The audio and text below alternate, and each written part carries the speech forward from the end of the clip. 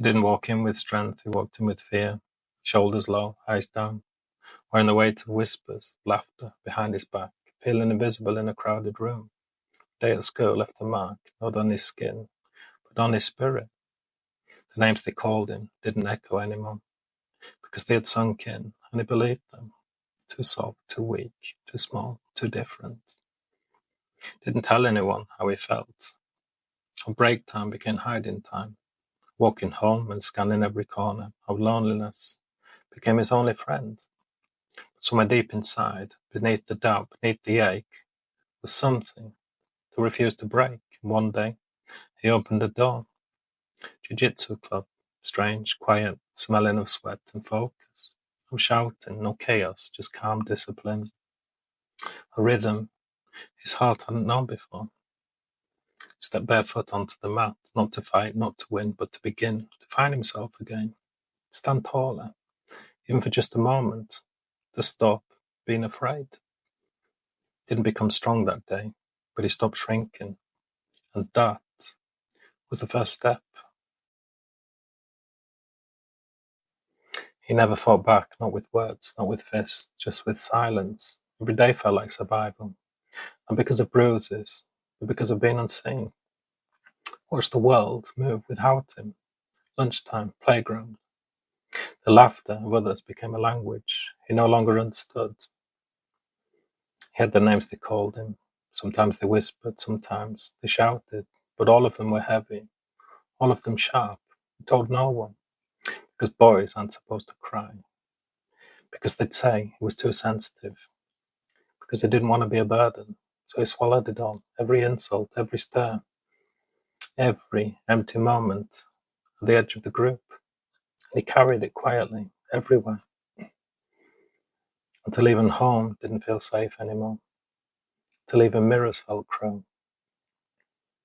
What they didn't see was that he was slipping, falling behind his smile, disappearing inch by inch, but deep down, somewhere beneath the ache, a spark remained, small but alive, waiting for one chance to rise.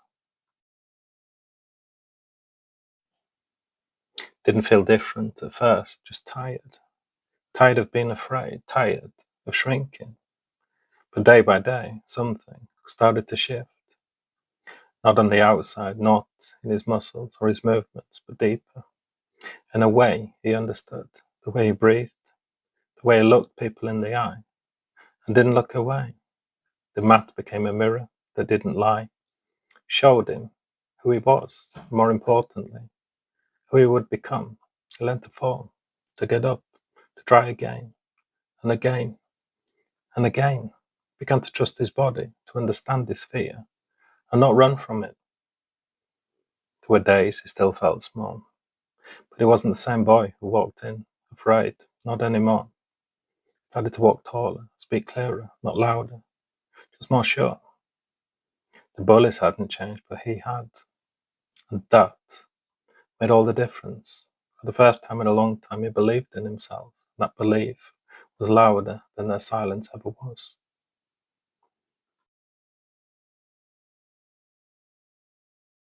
First, it was just an idea. Maybe Jiu-Jitsu could help. Maybe it could quiet the fear.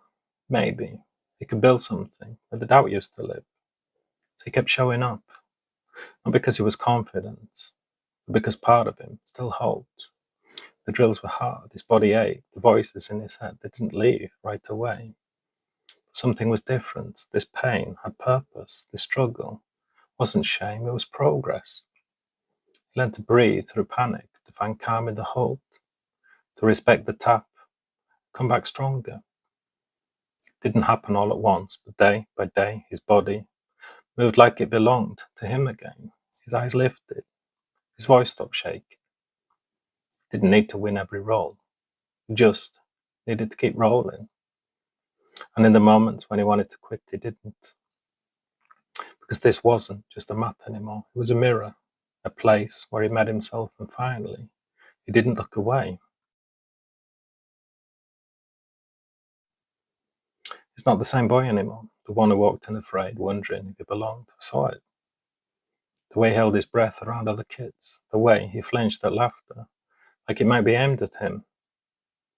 But I also saw the spark, the quiet decision to walk through the door anyway. I didn't know what Jiu-Jitsu would give him.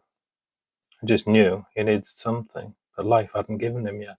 And now, he moves with calm, breathes through struggle, he falls and rises like it's a part of him.